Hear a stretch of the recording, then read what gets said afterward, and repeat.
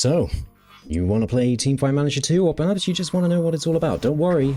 Don't worry. Muss is here. He's back. And he's going to play this game, which is currently in very, very early access. It's based off of your League of Legends type games, your MOBAs, and we're going to manage up a team from the very bottom of Europe, and we're going to try and get them to the tippy top. Or, you know, maybe we'll give up. Who's to say? Now we'll press the new game button, and we're going to find that bottommost team in Europe, which is, of course, if we go all the way down to the bottom, the depths of Europe, we find the Redshirts. That's who we find. They are poor, and they've got absolutely no popularity. So, strikes a little bit close to home, if you ask me. So we're going to see if we can fix that. They are a custom team that I've added. But the only thing I've done is made the logo and the name. To be quite honest with you, everything else is the same as it was before, which means we're inheriting some really quite terrible players. Stats on this game are on a scale of, well, they go up to 100. So old Uncle here in the top lane, it ain't looking so good. He ain't looking so good. He's got like a 5 and that's a 2. That's a 2. That's pretty bad. So that's a problem we're going to have to address as we go through the save. In terms of the save settings, I'm going to leave most things on default, but I will make the pick band style fearless. Make the simulation detailed, because I'll sit through the loading screens. You won't have to. There is a player growth mod, which just means players will decline from 30. In the base game, it's 25, which I think is a little bit excessive. Let's make the difficulty hard. We'll skip the transfer window so that we're stuck with what we've got. And I'm going to set myself a challenge. I'm going to give myself 30 seconds for each pick and ban during the draft phase. And then that will hopefully mean, dear viewer, that I'm not spending ages and ages procrastinating or overthinking everything when we get into that part of the game. But for now, here we are in our main hub, which probably looks very familiar to anybody who's played a Football Manager. We've got a nice home screen that kind of tells us what's the haps around the league, what our schedule is. And we got an inbox. The only news in here is, of course, that we are now running the show, for better or indeed perhaps worse. There's all the kind of things that you'd expect. You can look at individual players and check out their stats and their information. We've got a coaching staff. Well, I say we've got a coaching staff. We actually don't. We've got a head coach. If we were a Division 1 team, we'd actually have a bunch of staff. But I am going to deal with that probably off camera to try and fix that before the game starts, because there's various roles that we'll probably want. We'll probably want a scout so that we can use this interface to actually look for better players and recruit them when that transfer window opens. But we're also going to want staff that can, you know, coach our players and analyze the game, because this hook, line, and sinker is the most interesting part of the game to me, which is the patch system that exists within the game. So just like a real MOBA, like your League of Legends, you've got a plethora of champions to choose from. They all have their own strengths, weaknesses, and identities. And as the game progresses, we will find that champions with high pick rates perhaps will be nerfed, and champions that maybe have a terrible win rate might get some buffs. And so our save should hopefully evolve in a relatively unique way compared to any other save, but we'll see. We'll see how the meta unfolds. If we had an analyst, they'd be able to kind of sort this list out and tell us what the tier lists are, but it's all grayed out because we don't have one. So I'm going to go away and maybe sign one of those. We've got other ways of managing, you know, looking through the stats, but obviously no games have been played yet. So we'll leave that for the future. I'm going to come back once I've done the spreadsheet stuff, and then we'll hop in to our very first game. All right, I am back. Quick update. We've hired 3 new members of staff. We've got old Lapis lapping it up. He's our scout. We'll show scouting off maybe in the next episode. We got Art. He's a coach. We'll figure out training in a future episode as well. But he's on the team. And we've got Moma. And this is what I'm going to show you. So if I now go to the game info screen and I say, analyst, tell me what's up with the tiers. This is Moma's view. This is Moma's view. Now, it might not be accurate because all of the staff that I've hired, they're quite mediocre. They're around 50 out of 100. But that's still better than nothing. So we got to take whatever they say with a pinch of salt.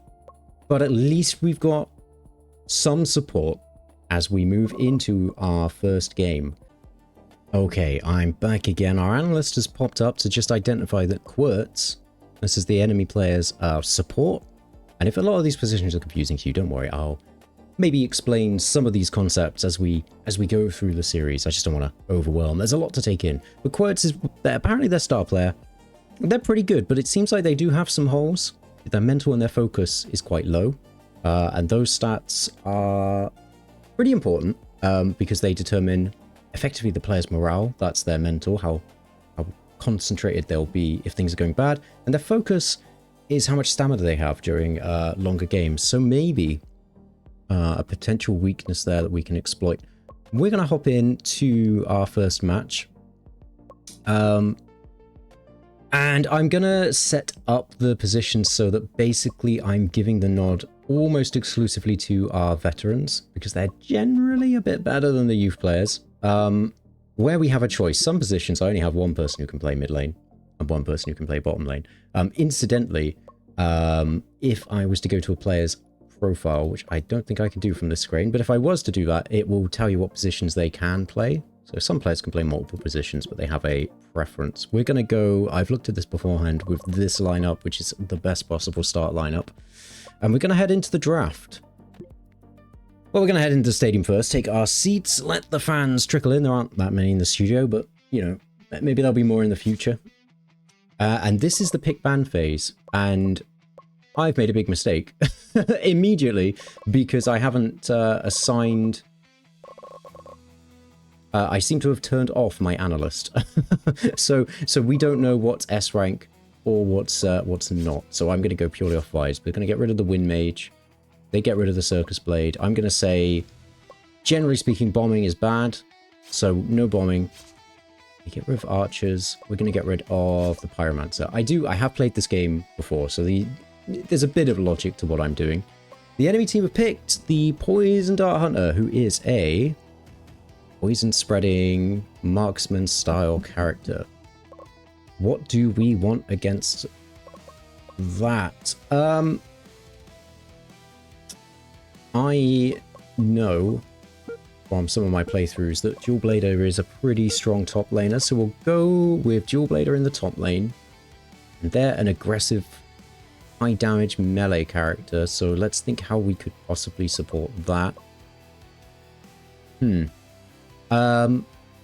Well, in the jungle position, I just happen to have picked top jungle here, but you can pick positions in any order. And there's iconography that explains what positions champions are generally advised to be in, but you can put them anywhere. I've gone with Whipmaster in the jungle. Now let's consider what we want elsewhere on the map. I'm looking to maybe fill out our bot lane. We do have a lot of kind of engage, so maybe we keep that theme going by going Swordsman as our carry. And what can we do for a support? Maybe we go with a hook champion, like the... where is he? There he is. It's the Executioner.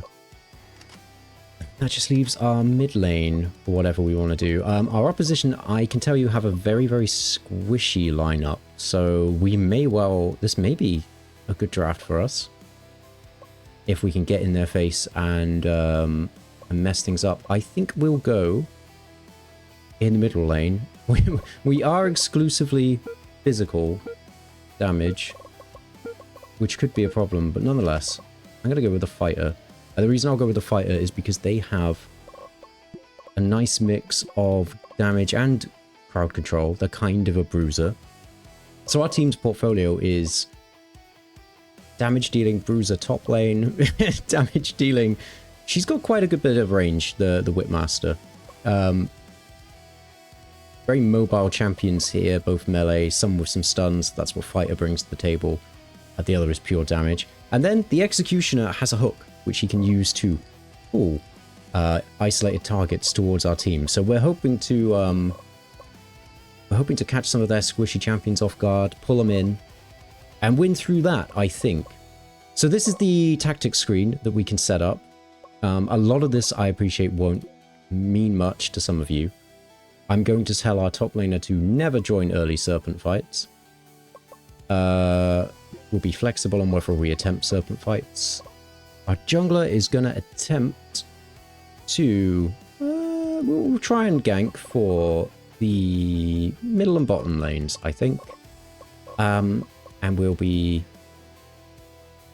flexible in our objective setup. I'll give the team some discretion while we're learning how they behave together. We will try to end aggressively. We're more of an engaged comp, so we'll go hard engage. And I think we can split push if we have the more guard buff. So, here we go. We're going into the game. A lot of what I've just said probably doesn't mean anything to a lot of you, but as we watch the match unfold, we'll hopefully get a sense of what's going on. So right now, our top laner, mid laner, and our bottom laner have all gone to the respective lanes. Support has also gone to the bottom lane. An early recall from our bot laner there for some reason. Meanwhile, the junglers are kind of patrolling the map, and they're taking these neutral camps that exist and looking for opportunities to ambush the opposition as we get a little look there, a little whiff of a play, but we back off. And the main objective of this game is ultimately to destroy towers and get to the enemy base so that we can destroy that. That's how you win. But the path to Rome is paved with... Wait, not the path to Rome, is it? The path to somewhere is paved with good intentions. I think it's being evil. We're not an evil team. We're going to try and win the good way. But it's not so simple to get to the enemy base. We've got to destroy these towers along the way. We may have a nice pick here. We're looking promising early doors. We've got to destroy these towers in order to get to the enemy base, and that's where the minions come in. These little random Goomba-looking things. Those act as kind of like a wave that teams will be trying to kill in order to gain gold. It's one of the methods of gaining gold, other than killing other people, other people's characters. But also, when a minion is in front of a tower, the tower will hit the minion, not the champion. So that's an opportunity for us to hit towers, if that's the case. Meanwhile, there are also, as we see, a nice play here. There's some of the knock-up I was talking about. Fighter makes a 2v1 situation work in our favor as we go a kill up. There are neutral objectives on the map. Serpan, or Serpent, is one of them.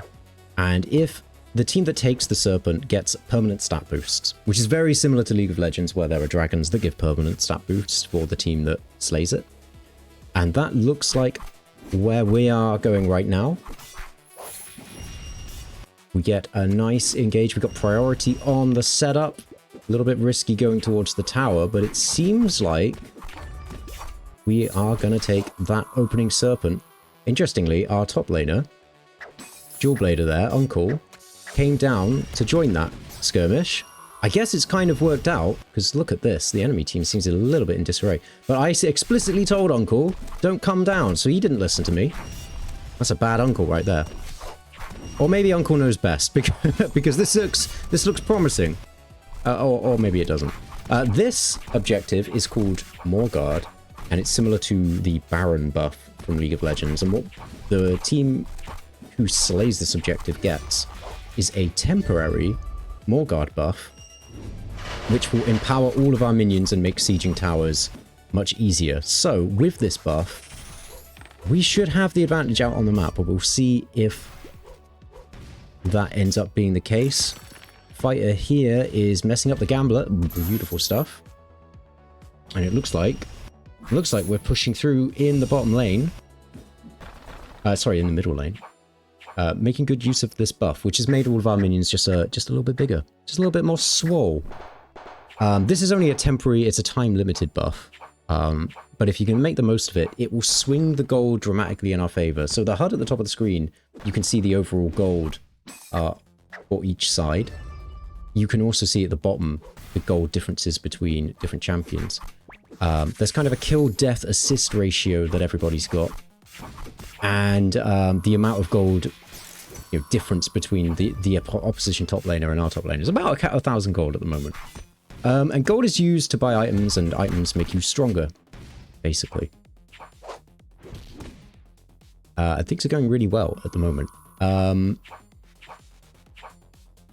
Can we close this game out? We've got a very commanding lead. So, maybe, just saying, maybe this manager knows what he's doing. Oh, the team we do look very coordinated. The opposition just don't have... It doesn't look like they've got much going on for them. One by one they trickle in, and one by one they fall. This is going to be the first set. Lovely stuff from the Redshirts. Clean victory, I would say. But we have to do it again. So, matches in the league are best of 3. And now that these champions have all been picked by both respective side, they're out of the pool. Can't pick them again. That's what the fearless setting that we turned on earlier in the new game configuration does. So we're going to have to adapt, and so will our opposition. We can't do the exact same thing twice. I'm going to... I'm going to ban the bomber. I just think bombs... Let's not go there. We will leave the circus blade out as well. And I think I've been told by Professor Rupert Giles, never invite a vampire into your home. That means no vampires are allowed here. Okay? So that's what we're doing. They're also relatively strong champions, by the by. So for our first pick, we have first pick this time, so we're on blue side. I'm going to say that because the Pyromancer is open, we're going to go Pyromancer. Now that is a mage character who has a lot of high damage area of effect kind of spells, a big nuke kind of champion. They've picked Shield Bearer and Archer, so Shield Bearer has a lot of... he like slows anyone who jumps into him and shields his team. So we probably don't want to go engage like we did in the last game. We probably want to play more for range. I can't think of anything that has a longer range than a sniper rifle. So we'll go with the sniper as probably our mid laner and Pyromancer in the top lane. I'm thinking... What do we want to do about our jungle? I'm not entirely sure about that. With our bottom lane... Oh boy, I am running out of time. Go Dancer. We'll go Dancer. That's another high range kind of attack damage based champion. What can we support any of this with?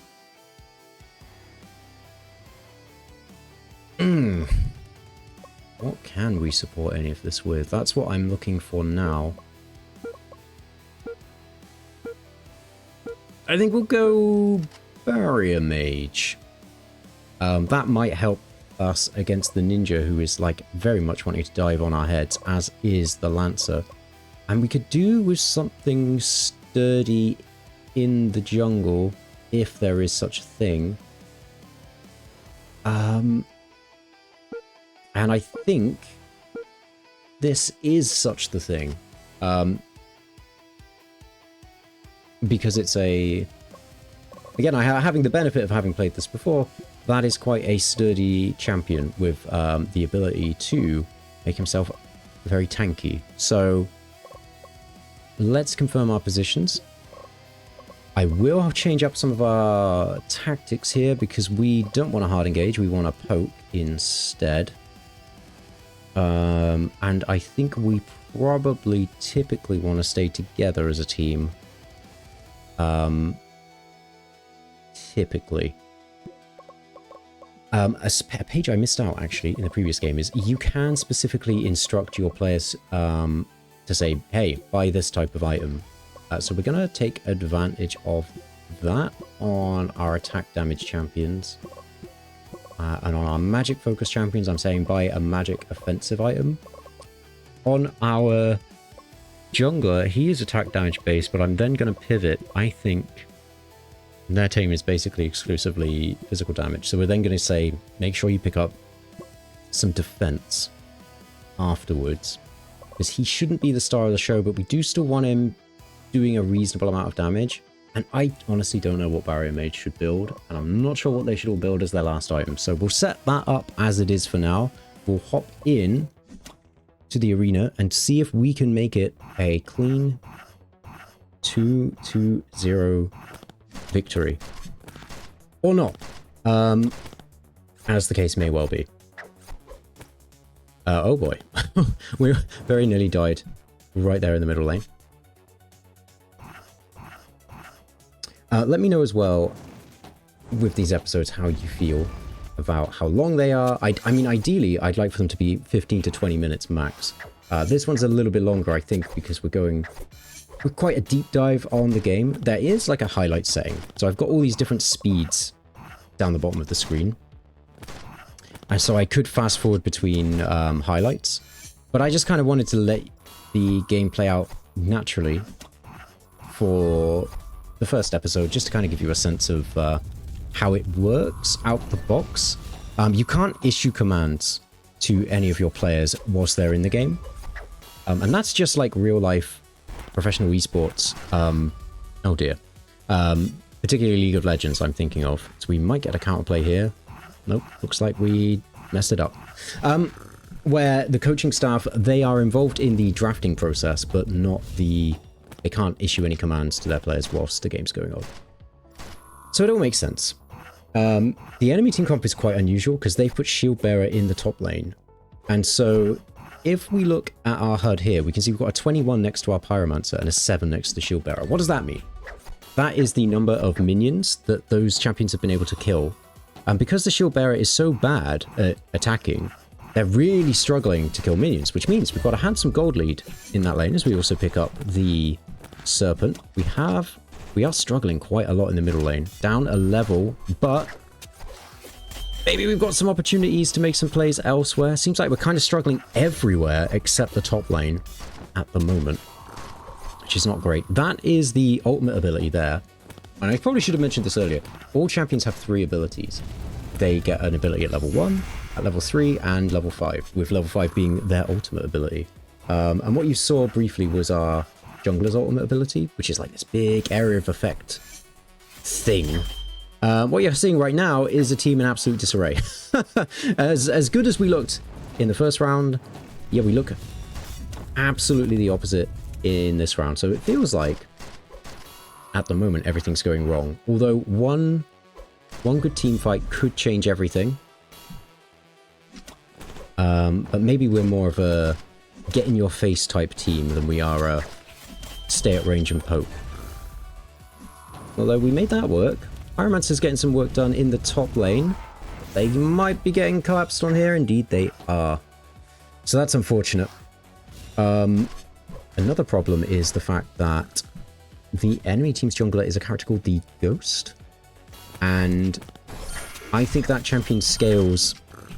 It's got some ability. If I hover over it, I'm sure it'll tell me. The first one, become untargetable, dash in straight line, on kill and assist, gain 5 attack. So it's a scaling champion. Which means it's permanently gaining those stats every time it gets a kill using that ability. So the fact that it has 3 kills already, that means it's scaling. As a fight breaks out here, Ninja goes in and dies. We're holding our line at the moment, poking out the Shield Bearer. I don't know that we can take the tree because when you're low level, it does quite a lot of damage. It looks like we're going to commit for it. And we pull it off. This could be a big swing. We do secure it. Our minions taking the top wave there. And it's worth it. If, with this buff, we can make some plays on the map. So we'll see if we can pull that off. But yeah, do let me know if you're happy or unhappy with the pacing of any of these episodes, or if there's anything in particular you want me to try and talk about. And I will do my best to listen to your comments as the sniper gets engaged on, but manages to take a kill in return. So a 1-for-1 there as we set up for another team fight. There is a huge amount of burst damage from our team. So that was the Pyro's ultimate and the Dancer pairing well together. So a net win, I think, for us. We're now in the head. We're now ahead, actually. Looking at the gold, we have snuck ahead by a little over 1,000. So, maybe we've weathered that early storm. Maybe now we can start to turn things around. Although, I was going to say, it's dicey down there, but actually it was fine. Maybe it's not, because that's not looking so good. I said earlier that the Ghost has scaling. I'm pretty sure if I mouse over the Dancer... yes. Their ultimate ability, Fire Force plus stack. So they've got some stacking mechanic with their chakrams. Each kill adds a chakram to basic attacks. So we can get more of her chakrams the more fed she is. And she's got 4 kills now. So that's looking good. As a fight is breaking out here, Ninja goes in and dies. Enemy team seems in disarray. We've got the advantage here. Surely we can take another tree. And that's the thing, the enemy's comp is quite disjointed because they have the shield bearer who is a support, but he wants people to engage on him. But the Ghost and the Ninja, they are champions that want to run people down.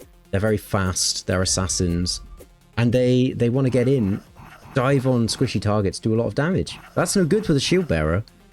Whereas our team, I think we have a composition that kind of is more complementary, and that might be the difference in this game as we march down the middle of the map and end our debut in victory. Lovely. I was a little bit worried about this match because we were behind early, but we stuck at it, and ultimately we pulled off a decisive win, I would say. So there you have it. That's our first game. That is, in a nutshell, Teamfight Manager. The season, just before I go away, if we look at the rankings, we play each team twice, and then there is a playoffs. So the top 6 teams qualify for the playoffs.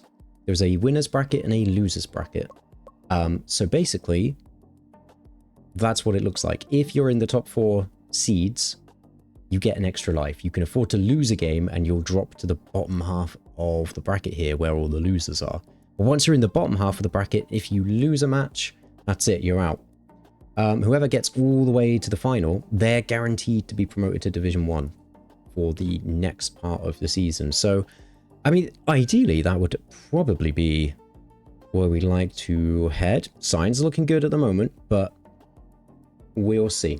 It's a long season, and our team ultimately doesn't have the best players on it. So we'll have to see on that one. But until then, have a great day, and hopefully I'll see you next time.